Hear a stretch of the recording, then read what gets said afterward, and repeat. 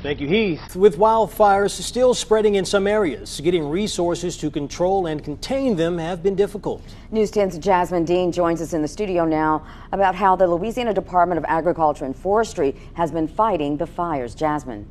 That's right. Since the middle of August, Louisiana has seen over 50,000 acres burned in multiple wildfires within close range of each other and at the same time. The Louisiana Department of Agriculture and Forestry's commissioner says because of this, it's made it difficult for firefighters and response teams to control.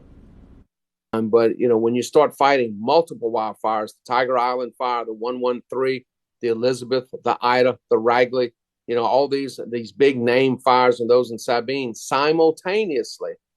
That's what makes it difficult. Dr. Mike Strain with LDAF says these large wildfires are hard to fight when there are multiple ignition sources and they are arson-based.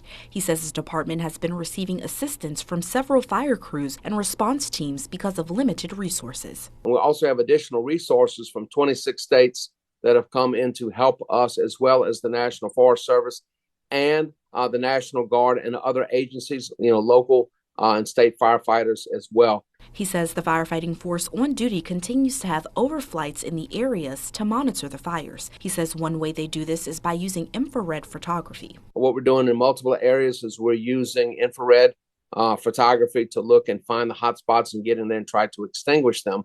Strain says although they are fighting multiple fires in close proximity of each other, firefighters have been able to get the fires under control. And so all of these fires are currently under control. They are more than 95% contained. And the difference between control and contains, we have fire lines around them. We're continuing to monitor the fire lines. Strain says he's thankful for everyone that has worked with his department to keep the public safe and helping to get the fires under control.